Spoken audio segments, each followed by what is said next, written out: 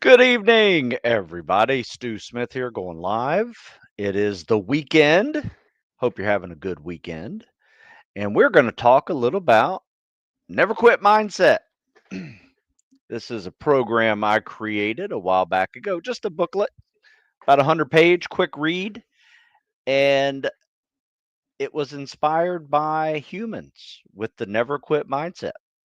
So, real quickly, this title we have here is the Never Quit Mindset podcast with human innovation since the Wright brothers. And I've been looking over, trying to think of people to talk about with the never quit mindset. And if you think of some of the most amazing ones, are the never quit inventors and creators that create something revolutionary. And I'm just going to walk you through time just a little bit, and so you kind of understand what happened after the Wright brothers did their amazing feat in 1903. About 120 years before that, 1780, roughly, humans first got in hot air balloons. So it was almost 120 years before we evolved from taking that from a hot air balloon with people in it to people traveling in a machine that is heavier than air. So that's how long that took. But once the Wright brothers did their thing in Kitty Hawk in 1903, aviation technology exploded from the creation of more propeller driven planes, bigger engines, more people that could ride on them. Jet engines came about in like the 1930s, 1940s. Then we had war. So the war machine created even more planes, unfortunately, to do death's work. But we are human, and that's what tends to happen. During that time, too, we were also using planes for crop dusting. But it wasn't long ago, long later. So we're looking at maybe 45 years from after Orville and Wilbur Wright flew their 58-second first flight ever in Kitty Hawk, North Carolina, to when Chuck Yeager breaks the sound barrier in his X-1 experimental supersonic aircraft, and the jet age began. And from there, we had passenger planes in the 50s, people riding in style up there in the air, um, jumbo jets, supersonic passenger planes as well.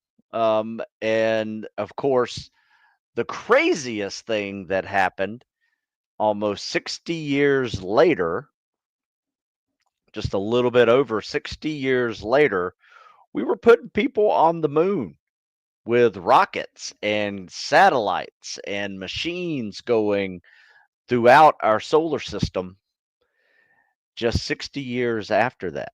Now, it's been over 120 years since then, and now we have continued to evolve with turbofans and more jet engines. And I think somebody said here in the first thing, um, I wish the Wright brothers could have seen the F-22. They'd be honored to see how far their invention came. But yeah, you know what? The reason why I wanted to talk about this real quickly was everybody thought they were crazy. Everybody thought you couldn't get up in the air and go a certain speed, that it would crush your ribs. And everybody was thinking that. There's plenty of naysayers around them, but they continued on because they knew they would be legends if they could do it, and they are. And have we still talk about them 120 years later, which is insane because most people, after a generation after their death, they're lost in history. But we honor that never quit mindset of the Wright brothers, because what it did is it took a generation and a generation after that and a generation after that to have that never quit mindset focused on aviation and aerospace, and the STEM community itself was probably enhanced just by their never quit mindset to fly for a minute in a bicycle slash airplane. They were bicycle um, mechanics, and they created this device. Went on to create many more airplanes, and actually had a really nice aerospace business after this. But the evolution of this revolutionary product created a never quit mindset in generations of Americans and around the world for that matter. So that's what I wanted to share with you. Real quick, I usually do these never quit mindset quick takes over the weekend. Tomorrow I'll do a live Q&A, and Tuesday I'll do sorry, on Monday and Tuesday I'll do a live Q&A with a topic that we take. But these things are just quick little demonstrations of what the never quit mindset's all about. Real quick, I have 10 chapters in this book, and I'm just going to read the chapters off to you. Just see if you're interested. They're real easy read, like I said. How the mind and body work together. You need to know this. Survive or die, living a hard life. A lot of people think that you can only get to become mentally tough and have a never quit mindset if you've just suffered. And yeah, while yes, suffering is part of the growth process, it's not a necessary requirement. And I give some examples on that. Getting comfortable, becoming uncomfortable. That's a classic definition of what I would say mental toughness is. Finding the fuel when the tank is empty, same thing, never quitting. Failing is a learning experience. I think one of the biggest things about this, even though it's the never quit mindset and the title is Unlock the Hidden Mental and Physical Toughness Inside Us All, uh, it's great to have a never quit mindset. But if you don't have the ability to get started on a goal, what's the use of having a never quit mindset? Right? You got to get started too. So a lot of our faults as humans is we fear failing. But if you can turn failing upside down and make it a learning experience when it occurs, you're not failing anymore. It's just a part of your success process. It's a learning experience. Now you're smarter going about the same process, and it will get better. So failing is learning. That's all there is to it. And you got to reframe that. Don't fear it. Setting lofty long-term goals, multi-year. I think that is one thing that the Wright brothers probably did best is they had a goal. It was lofty. It was revolutionary, and it inspired generations afterwards to also set those kind of lofty goals in their creations. So how do you know you're ready? Focus on weaknesses, maintain strengths, build confidence. That's a big question, especially with people that I deal with. Like, how do they know they're ready to go serve in the military and special ops and other tough jobs that requires challenging training? There's some great uh, anecdotes in there as well.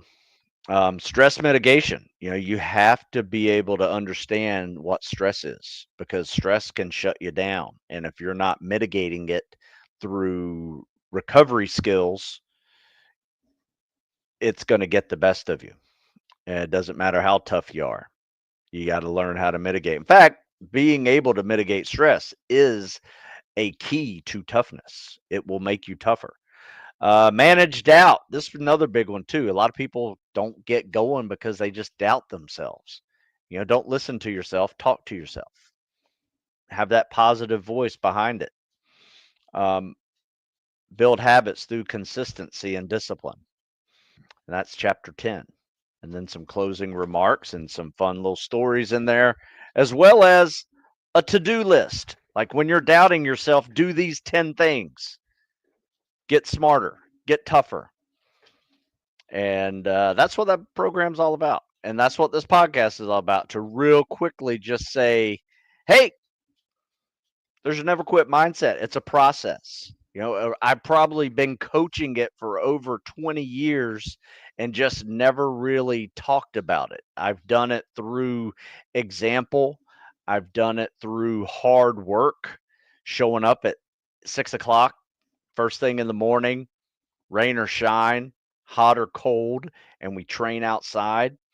Sucks. You know, it's uncomfortable. But every time you get out there in that uncomfortable environment, you get a little bit tougher. I mean, there are some days where I feel every step I take, I'm getting tougher. And you don't get tougher by a big kick in the nuts. You know, you get tougher by just a little scoop, one day at a time, doing the things that you don't feel like doing, but you do them anyway. And that's how you do it. That's what that program's all about. And if you're wondering how to do it, check it out. It's up on stewsmithfitness.com, one of the first books that you'll see.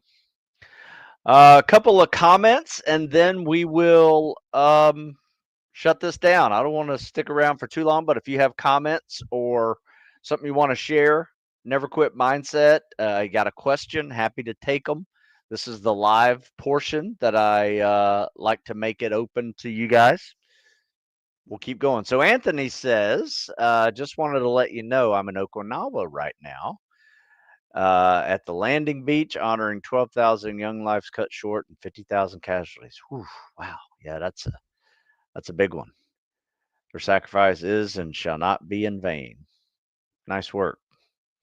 Yeah, we got to remember those, you know, honor those before us, because we wouldn't be here in the way we are without them. In fact, I just got through watching a World War II flick. Kind of reminded me of Band of Brothers a little bit. I think it was called Overlord. It was okay, but it was, you know, you got to give it, got to watch those kind of movies whenever they come out. It's 7:30 right now, waiting till 8 a.m., which is when it landed. Very humbling. Just imagining what they went through. Hell yeah, man. Good job, Anthony. Thanks for serving over there. All right. Well, looks like we don't have a whole lot of comments today. It is Saturday night, and I hope you're out doing fun things and you're not here listening to me. So I'm going to quickly shut this down, and I just wanted you guys to hear what's been going in my brain for the last week about the Wright brothers and how I think they just hey there, Cindy. How are you? Um, anyway, I just wanted to share with you what's been going through my mind. I was going to really originally do something on the Wright brothers themselves, but then I just got to thinking, is like what they did just was revolutionary to a point of like instilling a never quit mindset in generations of us. So keep feeding it. You got to feed it. Don't be scared to get started. Let's get going. It doesn't have to be perfect. Just needs to get done. That's it. All right, folks. I am going to go. You guys don't have any questions for me. That's okay. I just wanted to quickly entertain these thoughts and share them with you. And I will be back next week for some live Q&As. Bring your questions. Send me some videos if you want me to critique them, doing the CSS or whatever. Happy to do that. You guys have a good one. I'm out.